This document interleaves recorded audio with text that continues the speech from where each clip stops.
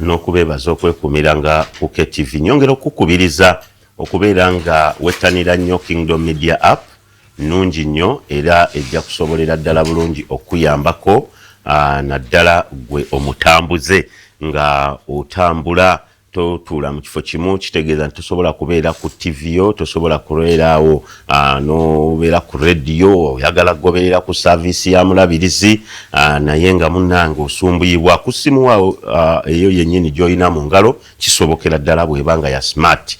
Essimu eno egenda kusobola okutuyambako mukwano gwange nno okugoberera byonna ebifa ku Kushante Focus Center ng'okozesa Kingdom Media App. Kingdom Media App eno gidownloadinge, bw'omala ogidownloadinga fuba nnyo okulaba nga nate oginstallinga. Bw'oginstallinga Focus TV, Focus Radio, Kingdom FM 93 saako ne KTV, ojja kusobolera ddala bulungi okubeera nga obifuna era obigoberere. Bagiyise 93 Kingdom FM myaka 17 ne KTV emyaka 10. Tugenda kubeera nga nate tujaganya era nga tugenda kubeera wano mu nsisinkano Gumite. Jjukira nti ate tujja kubeeramu era n'okusabirwa, tujja kubeeramu n'okusabirwa okwenjawulo. Ffe buli we tuba ku CFC tugendako mu maaso ga Mukama Katonda ne tumuwanjagira ne tufukamira ne tuyaayaana okulaba ng'ayongera nate okututambuza n'okutuluŋŋamya obulungi, kubanga abamidiyaani bo bangi ddala era tewuyinza kubabuuka, olina kusigala ng'obakuba obakubisa maanyi ga Katonda. N'olwekyo nkwaniriza ne mu Annual Ministers Conference okutandika ng'ennaku z'omwezi 26 omwezi guno gwennyini okutuukira ddala ng'ennaku z'omwezi 2 ogw'omunaana. Line up ku luno ate omulabirizi yakikoledde ddala, yatuleetedde basajja ba Katonda ab'amaanyi ate okuvaako ebweru w'eggwanga Uganda ne wano munda mwennyini mu Uganda najjawo abagenda ate okubeera nga batwisa mu Annual Ministers Conference ey'omulundi ogwa31 omulundi guno. Jjukira ya bunnabbi, egenda kubeera ya bunnabbi yennyini. Prophet Ebenezer Akonaye tugenda kubeera naye. Tulina musajja wa Katonda okuviirako ddala e Brazil tugenda kubeera naye. Tulina okuva e South Africa Bishop Musepa ne Slinsa, bo bagenda kuviira ddalako wali e South Africa. So nga ate mu America eyo nga bulijjo tulina Apostle Sherry Price ne Michael nabo tugenda kubeera nabo. Tulina wano the prayer tank Apostle Kasanka tugenda kubeera naye. So nga ate ne Bishop Chase tugenda kubeera nga tutambulira wamu. Choirs nyingi nnyo nga bw'okimanyi Annual Ministers Conference, abayimbi bagenda kubeera fofolo. So nga ate tugenda kubeera mu kusaba n'okusinza okwenjawulo. Sessions 2 nga bulijjo, tutandika ssaawa zibeera 6 mpaka 9 ate ne wali okuviira ddala nga ku ssaawa ziba 10 okutuukira ddala wali ku ssaawa 1. Wiiki eyo ey'obunnabbi tusanye kubeera nga ogisuwa. Dakika 6 ezaakaire ku ssaawa 2 ez'enkya lunaku olwaleero mugano wange Segirinya John Baptist yamaze dde okubeera nga anegattako mwogezi wa National Unity Platform mu Bendobende erya Lubaga South era nga y'omu ku abo abaali beegwanyiza ekifo ky'obwa kansala ku division eya Lubaga. Yaŋŋamba bwe bwazibira nga yakulembedde, bwe bwakeerera nga byakubye dda about 10 ng'owa independent yamuliddewo dda. Yellow Checkers ate era chairperson owa Yellow Checkers muna NRM kakati nga ali wansi w'ekitongole kiri ekitunuulidde ennyo inkonome yaffe ekya Pasaidi, awo kitegeeza ava mu lubululi olwa mukulu Odrek Lwabwogo naye amaze okubeera nga atwegattako omukulu Tony Sekigudde. Tugenda kutambulira awo mpola mpola. Segirinya, buuza ku balabi baffe. Abalabi baffe abalungi aba Kingdom TV, njagala okubabuuzaako enkyalo olunaku olwaleero ne mwenna abakedde ku mirimu egy'enjawulo. Njagala okubeebaza okubanga mukedde ku mirimu egy'enjawulo mu kibuga kubanga mukakalabya. Njagala okusaasira abo abafunye ebibi okuyita mu wiiki gye tukubye amabega n'okusanyukirako abo abafunye ebirungi mu wiiki gye twakakuba amabega. Mwebale nnyo abafunye ebirungi. Ne Kingdom Media njagala okubeebaza okubanga mutuwanga omwaganya okujja okubanga tusharinga endowooza zaffe n'okubanga tukola ku checks and balance eza gavumenti eno. Mwebale nnyo, mwebalire ddala. Kale mugano wange Tony Sekigudde. Wanyisewo. Sebo tukwaniriza. Sebo. Buuza ku balabi baffe. Nsanyuse nnyo mu lunaku olwaleero okubeerako nammwe. Mukama waffe yeebazibwe nnyo. Njagala kutwala okwebaza omulungi Taata Bishop Kiganda nti yeebale nnyo enteekateeka gye yasobola okuteekawo ate okulaba nti ffe bannayuganda tuyisizaako eddoboozi ate omuntu wa wansi ate okutegeera biki ebigenda mu Uganda.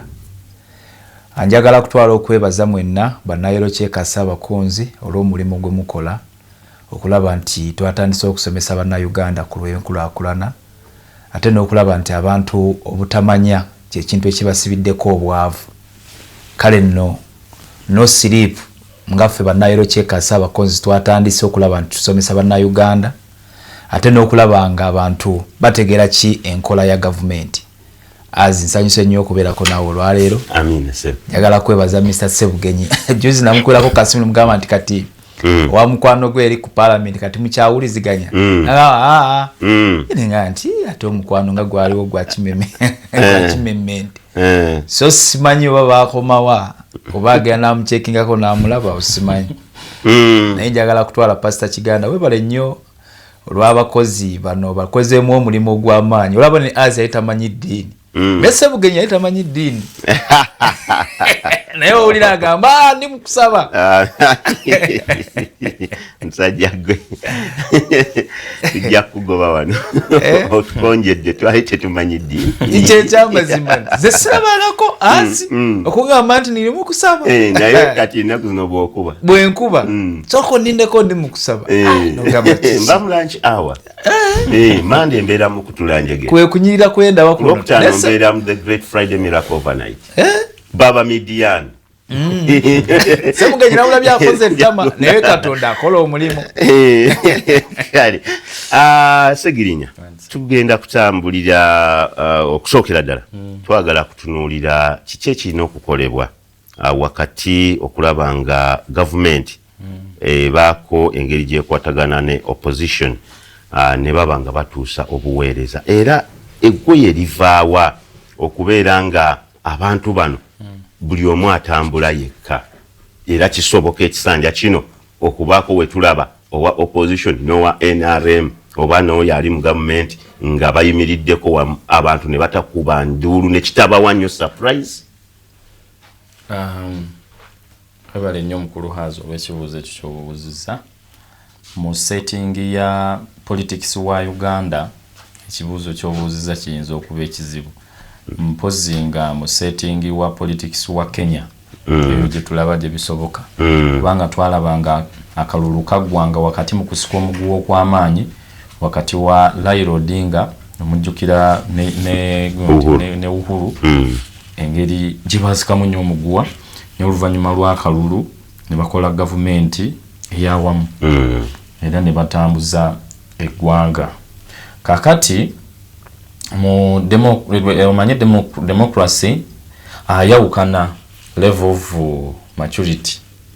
Kakati democracy wa Kenya yo basobola okusika omuguwa then afterwards ne bakkaanya ku nsonga ezimu newankubadde balemereddwa okukkaanya ku nsonga ez'enjawulo ne bakkaanya ate ku nsonga ezimu. Kati ekyo kiri Kenya ne mu nsi endala. Naye wano e Uganda obuzibu bwe tuyina nti bwe muba temukkaanya wateekerawo ddala layini ennene wakati wa ludda oluvuganya gavumenti n'oludda oluli mu buyinza. Layini eba nnene ng'eyawula baba paralero nnyo bwe bati. Kakati ekintu ekyo tekikoma mu ffe bannabyabufuzi n'abakulembeze ffekka. Kigendera ddala ne mu bawagizi nti owa NRM abeera eri n'owa opposition ng'ali eno. Era ate ekintu ekyo gavumenti eri mu buyinza ye yakiseetinga nti yateekawo embeera nti teyina kyesobola kukola na opposition.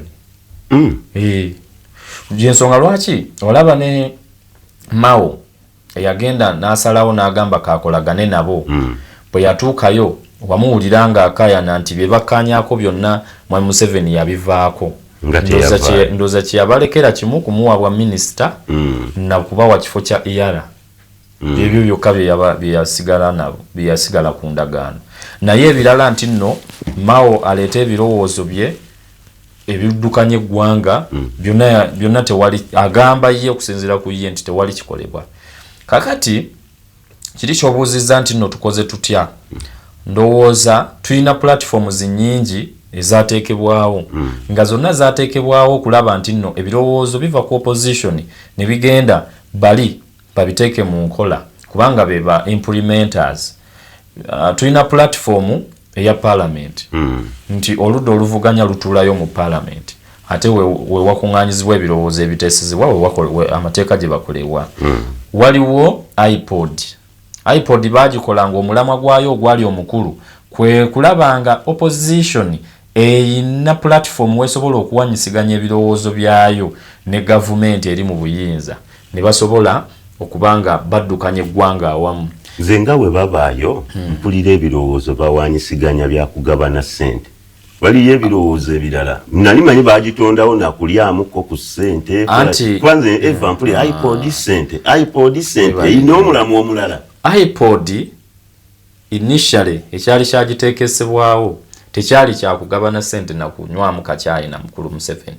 Omulamu omukulu kubanga si Museveni yagiteekawo kitongole kya bwannakyewa ekyateekebwawo Kuveno Mbadaki abakiteekawo ng'omulimo gwakyo omukulu kulaba nti wabaawo ensonga ez'enjawulo era erina ne core values gwe batambulira okulaba nga bapromoting enfuga egoberera amateeka, okupromoting eddembe ly'obuntu, okubanga nga basharinga policies ezinatambuzibwako okutambuza government. Kale kwagamba byebyo byali initially ebyali bikoleddwa ebyali core principles kwe baali balina okutambulira. Naye weesanga nti nno ye Mwami Museveni enkola ye nti bwe batuuka awo mu maaso n'akyusa ye n'ayagala kabeere akadaala ak'okulagirako bali ab'ebweru nti eggwanga lino liri mu democracy era akola wamu n'aba opposition. Naye nga in actual sense tewaliwo kye baleeta kyatwala. So it is upon him kyendabanga ekizibu kubanga olunaku olwaleero kati nze ndaba ebintu byatabanguka dda ate bitabanguse nnyo. Kizibu nnyo okugamba nti nno gavumenti erina kyeyinza okupiikinga oba bali abali mu buyinza nti balina kye bayinza okupiikinga mu ffe ab'oludda oluvuganya kubanga batulabanga balabe baabwe, batulabanga saawa yonna babajja mu ntebe kale nno ne balowooza nti balina kye balina tujjako kye balina kujja mu ffe era balaba tebasobola nakukolagana naffe lwa nsonga nti batulabanga balabe baabwe era baateekawo n'omusittalo omunene wakati waffe nabo nti ne kijja ne mu bawagizi nti olwaleero omuntu yenna bwe bakulabanga ne bw'oba oliraanye buliraanye olaba ne mu parliament balowooza nti tebalina nakutuula bonna bali balina kudda eri bano ne badda eno kubanga ekifaananyi kyasiigibwa nti naddala ekyenguzi n'obulyake n'obukenuzi kyalaga nti nno bali abali munda balyake bakenuzi bali banguzi. Kakati nga gwe ne bw'obanga obasemberedde balowooza you are going to be contaminated bagenda kucontaminatinga bakusiige kiri kye balina. Kakati nno naffe munnange ne tutandika obbeewala tetwagala baliraana kubanga bwe tubaliraana kiraga nti nno bagenda tucontaminatinga. Mulimu enteekateeka ennyangungu ez'omuntu wa wansi PDM wuuyo ba million 10 kati bazongeddeko zigenze mu 2 president alina ssente zayogera akawunti ze ziri kati mu bantu tamanyi oba kyekituufu oba nedda kubanga aba opposition mulimu enteekateeka entonotono ate nazo ze mutayambako. Enteekateeka ezo eziri mu bantu lwaki zo temuziwagira wadde ziba zireeteddwa gavumenti okulondola PDM okulondola emyoga n'osanga abamu nga bagamba ziveewo n'okuvaawo zoonoona bwonoonyi ssente ya muwi wa musolo. Tekiri nga bw'okyogedde nti nno tetuziwagira wabula ffe tutunuulira enteekateeka ezo ze baleeta era ne tutunuulira n'ezisooseewo n'ogamba nti kino bwe nkyetabamu okukiwagira kigenda kundeka kitya mu bantu kubanga enteekateeka za gavumenti ezo bwe baba bazikusomesa nga bazoogera wano owulirira ddala nga nnungi nnyo era nga zigenda kulaakulanya abantu naye bw'ogenda okulaba ku ground nga biralamu nga bye boogera si bye biri ku ground kubanga boogera ssente ze boogera era ne bagamba baziwadde abantu era beekulaakulanyiza naye nze oluusi ntera okukola survey ne mbabuuza kati nga ku muluka ogwange ogw'ebusega gye mpangaalira ate nze Lubaga yonna ngiwangaaliramu kubanga engeri gye mpangaalirawo mu ofiisi ya meya nyina access esobola okulaba Lubaga yonna ne njagala ndabeyo miruka ki eyo PDM gye succeedinze miliyoni 10 ezo ze bagaba baani abakulaakulanye nasabako report lumu commercial officer wa FAO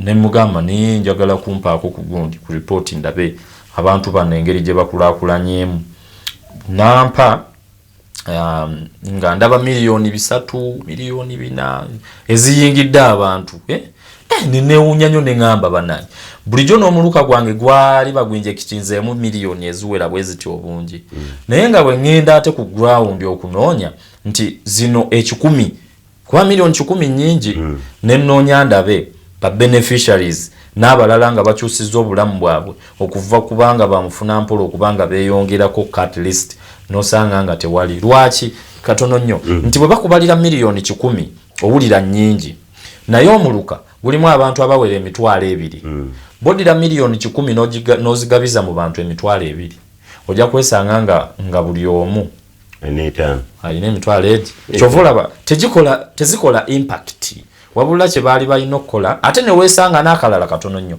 nti ezo sente batajetinze ku developinga muntu atandikirwako aba yakateekawo ka bizinensi ka kioski kesisi nejja nekakuba ku motoka yako yayo nekatwala sejigudesigala olowooza lwaki waliwo entambula eya musululu moja nga tewaliwo na kwegattamu wadde n'akatono government ne opposition lwaki opposition awali NRM teyagalira ddala kubeerawo ate nammwe aba NRM musajja agambye mwe mubabuusa amaaso ne mutabawa nakadde kulaba nga beetaba mu nteekateeka zammwe za government. Ensonga esoose neŋŋamba nti fe abaheroy checkers twavuddeyo okusomesa kati omuntu osobola okubeerawo ng'oli mukulembeze naye nga okumanya kukulu kati okumanya ne kukuleetera okujja mu system ate okutwala mu maaso kati n'ogenda okwesanga nti okumanyako kukulaga kifu.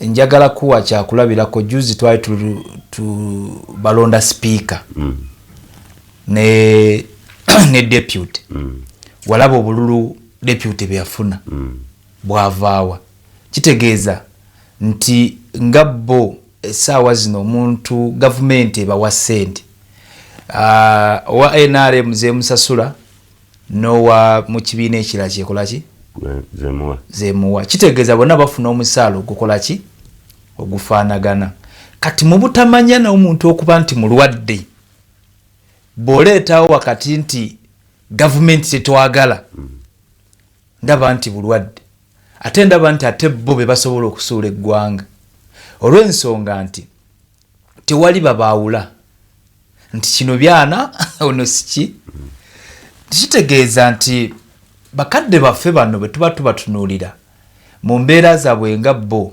abamu baategeera ekituufu kuba bw'ogenda n'owetegereza ennamba ennyingi esinga luli gye twali tulina abantu abavuganya gavumenti n'otunula n'ekifaananyi ssaawa zino ekiriwo kakati ate abavuganya gavumenti be batono nga baganda baffe bano kitegeeza bamala okuzuula ekituufu.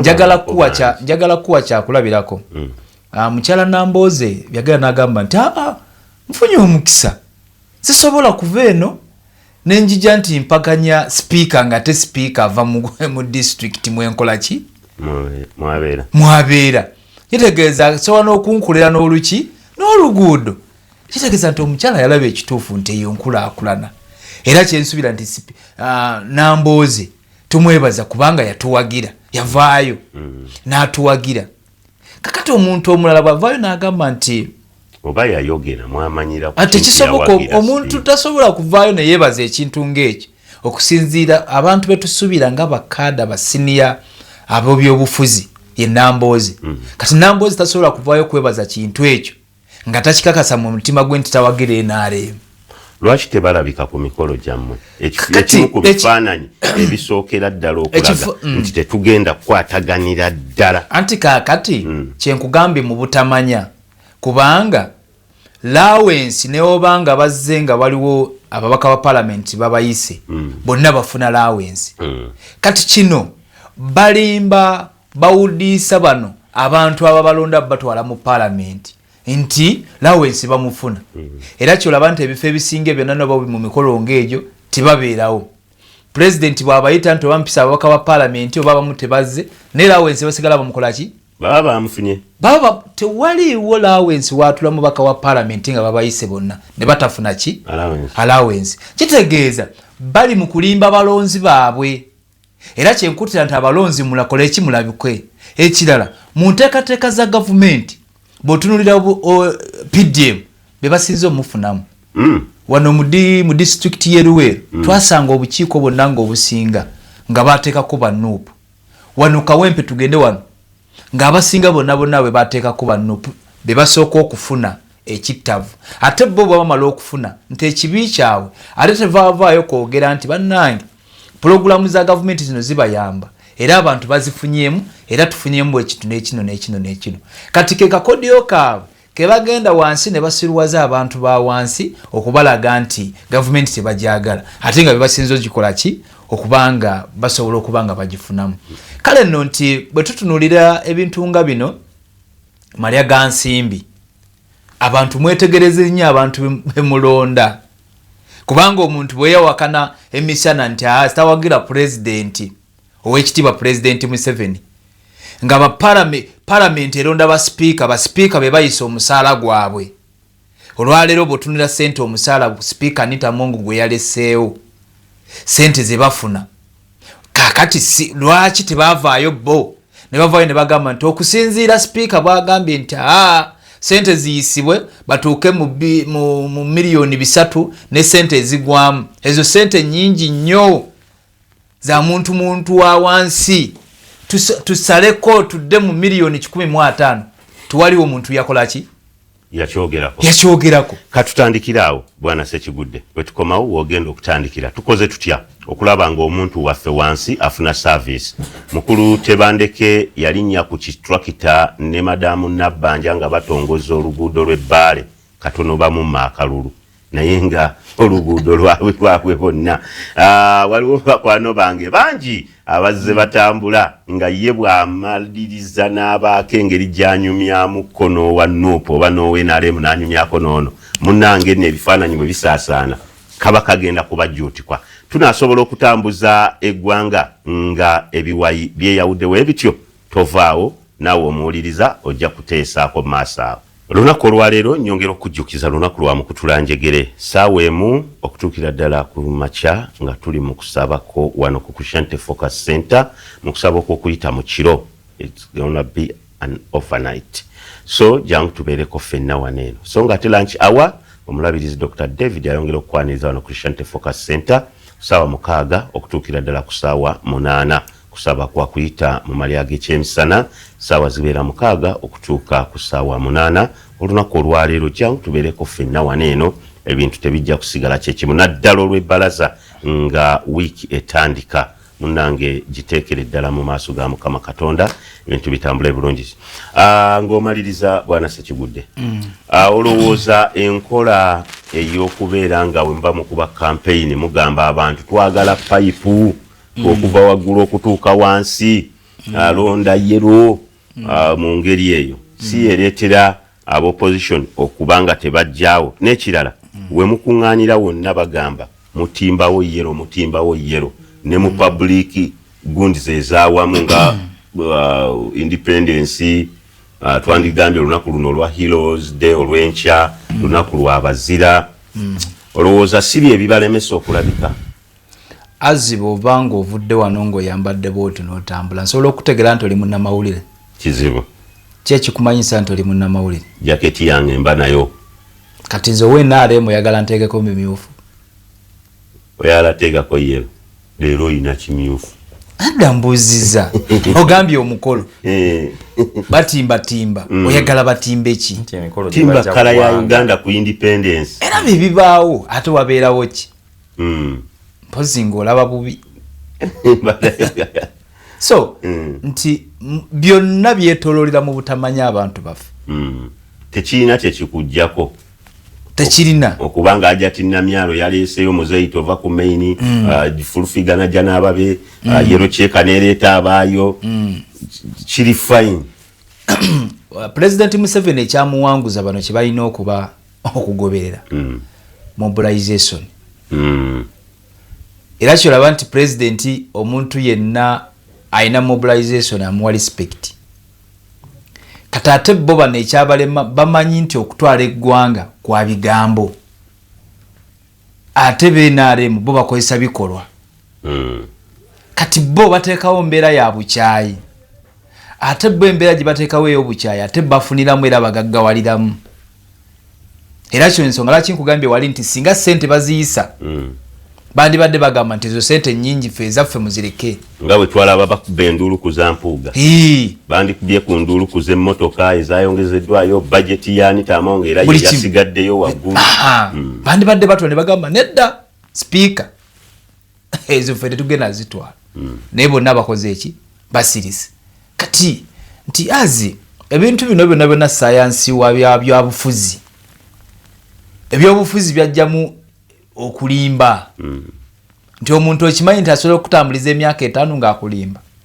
n'akugamba nti president mubi era yo temumuwagira Museveni naye ng'ate bwe gutuuka omwesaga n'asayininga ssente raawo ensi n'asayininga ne ssente ng'omusaala n'azimba kalina n'akola buli kimu kyonna n'atambuliza abantu mu kulimba kakati wano wensabira nga mu abalonzi mulabuke mwagezezaako okusuula ku luno ekirungi nti ye nga mukama waabwe Bobi Wine yabavaamu yabalaga ekituufu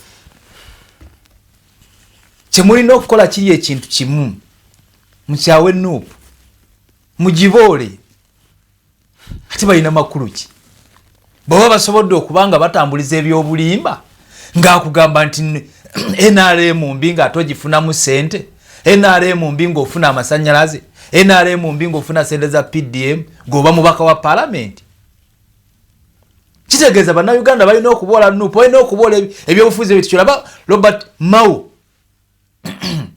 yatwegattako ne mutwegattako nalaba nti ne waliyo kiki ekisaana okukolebwa ne bamuwayiriza nti wa NRM waki yasigala Newto ng'ekibiina kye nga kyo ki ekirala omwami agenze n'agamba nti ebibiina bino byonna bya bwannaki waliwo yakireeta chairman wa party era ye chairman w'ebibiina byonna tosobola kukkirizibwa kuleeta bibiina ebyo byonna mu bibeere mu Uganda nga President Museveni waali kubanga ye chairman waabyo era yabiwandiisa ne Nuupu yennyini ya President Museveni abayero kyekazi mukonjera twagala abantu tubabulire ekituufu kale bw'amala okuwangula aba pulezidenti wa bonna awo tusobola okukkiriza tukenderaawo n'ebibiina bino byonna ye chairman waabyo kubanga ssente ze bagamba bano baba tebakkiriziganyiza kukola mukago naye basayiningawa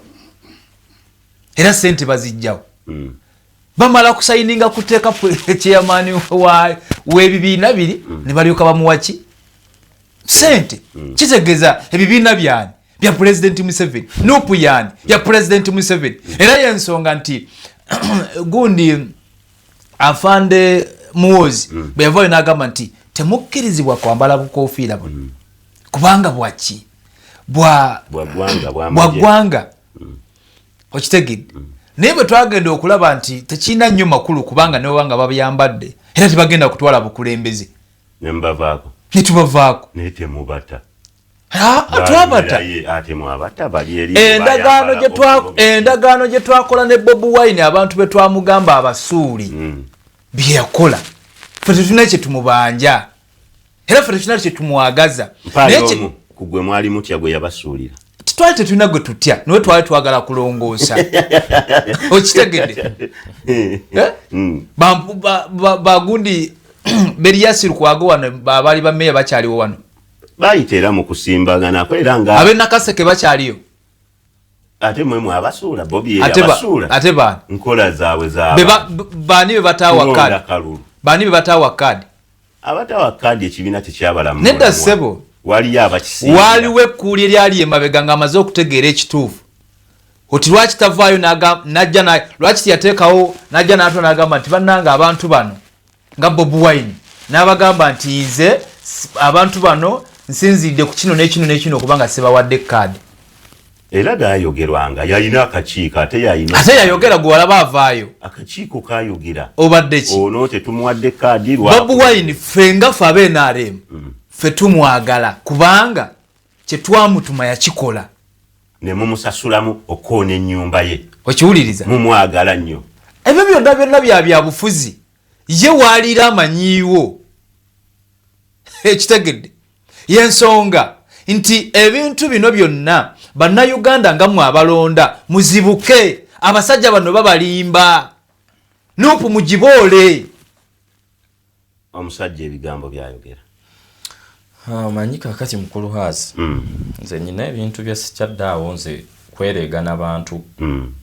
Abansange nga tuwanyisiganya ebigambo n'omuntu ayogera out of ignorance nga tamanyi byayogerako. Kubanga n'abantu bagamba eri public ye beemanyi. Kati ova olaba sikyereega. Edda ennyo nali neereega ne bano ng'osobola otusanga wano mu studio nga twetwala. Niyawo nemanya nti eyo level nayivaako sikyasobola kwereega na bano. Alina mukyalimbye ayogera ebintu bye byonna nga bw'abyagala. Ne mutunuulira butunuulizi nze sisobola kuddaawo neereege naye. Ekisooka abantu bayogereramu eri balabika bamanyi n'okusinga ye. Kakati sisobola kuddaawo nempanyisiganya naye ebiga. Kuba kakati public gye tulimu olunaku olwaleero ekirungi kyayo nti emanyi. Si eri eyedda nti yalindanga omuntu n'ojja wano ku radio oba ku TV n'oyogera ne balyoka bamanya. Kakati oyogerera mu bantu abamanyi nti era balimba ne bagamba ne bakubwere kati nze obwedda bampeereza message wano sobola ozikulagako ne bagamba oyo bamugjewo ayogera byatategeera njagikulagako wano. So kati public gye tulimu emanyi.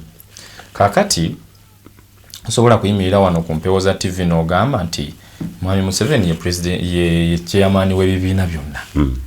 Kakati ekyo n'omwana yalagira. Ibasayini. Beo kiri kigende kino kidenti.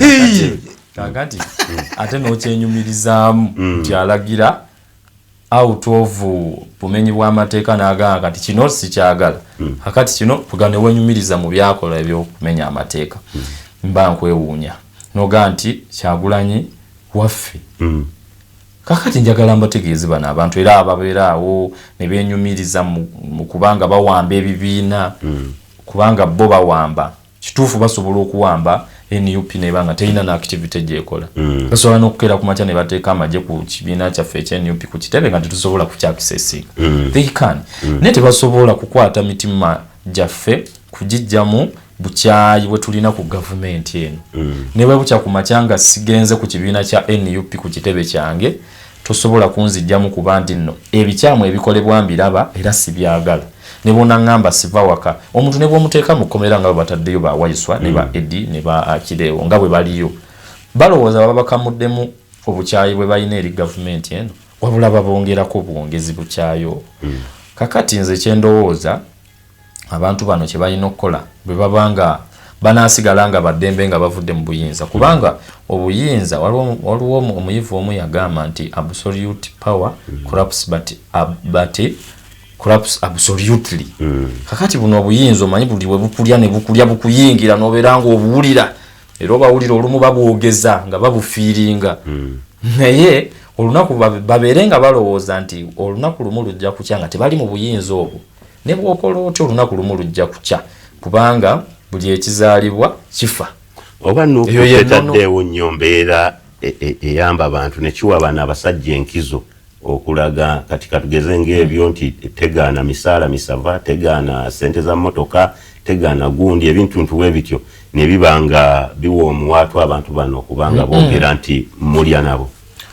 Kankubuulire nakugamba nti nno ebintu bya gavumenti bino ne politics taba nti nno nga bw'olaba abakatuliki basoma Mirembe Maria ne bagamba nga bwe gwali bulijjo na bulijjo emirembe n'emirembe amiina bikyuka kakati olwaleero njagala otegeere nti parliament gye twogerako erina ababaka abali mu bitano plus nti NRM eba mu bisatu kitegeeza nti erina majority tewali ngeri yonna gye tusobola kulemesa kintu kye baba baleese kyovola aba bwe baba basazeewo okumenya mateeka bagamenyanga bwe baagala newe mugamba milioni 315 tetuzaagala era zijja kuyitawo lwampaka era bajja zitwala kubanga bebangi ate ekirala eri parliamentary commission eyisa ebintu ebyo bakugamba leader of opposition waffe atuulako tebamuyita ekisanja kyonna ekiwedde kiweddeko nga tebamuyita kubanga yeyisa ebintu ebyo commission eyo yeyisa ebintu ebyo ekisanja kiweddeko ng'omumemba waffe alina otuula ku commission bwe bategeera nti nno alina olugendo lwagendako e Kenya nga bamuwandiikira nti leero jangu commission egenda kutuula kale akadde kanfeddeko bwana Segirinya basiibulire ddala ebintu ebyo byonna tebituwadde mwaganya nga ffe be banenya nti tetulina kye tukoze ate n'ekirala ky'olina omumanya nti eno opposition ya NUP we tulabye ebintu nga gavumenti eteekawo amaanyi n'ekifuba ekyenjawulo nti esiba ffe bwe twabeeranga mu FDC nga leero bwe babakwata enkya mugenda ne baba wa bondi ku poliisi nga temutuuka na mu kooti ne babajjayo naye kati mpaka Segirinya siibula akadde kawedde tujja kudda njagala okwebaza management eya Kingdom TV n'okwebaza omulabirizi David Kiganda okubanga yatuteerawo platform eno wetujja ne tuwa ebirowoozo byaffe ate ne tutakubwa ku nsoloboto waliwo awamu nga bw'oba oyogera baga ekyo tokyogera naye wano munnange ojja n'oyogera ebintu byo ate noddayo so mwebale nnyo naawe sebo mukulu hasi ne management yo gy'okola nayo mwebale kubanga mutuyitanga wano kubanga tuwa ebirowoozo byaffe ate si kijagenda ku record nti twabyogera bo be bamanyi oba babiteeka mu nkola oba tebabiteekamu basiibule mwami lwabwogo omusiibule njagala kulekera abannayuganda ekibuuzo abantu bamaze president yamaze okulayira naye jjukira nti negozadde akuba engoma n'okolaki n'ozina so njagala mudde wansi mutandika okubuuza ani president yaddako bantu bamanyi ekirala buli omu amanyi Mr. Lwabwogo agenda kutandika kutambula nsaba mumulabire ddala Sebugenyi tukusiibudde weebale nnyo tukwatagana olunaku olw'enkya katugende butereevu mu Zion Passure's Prayer Mountain.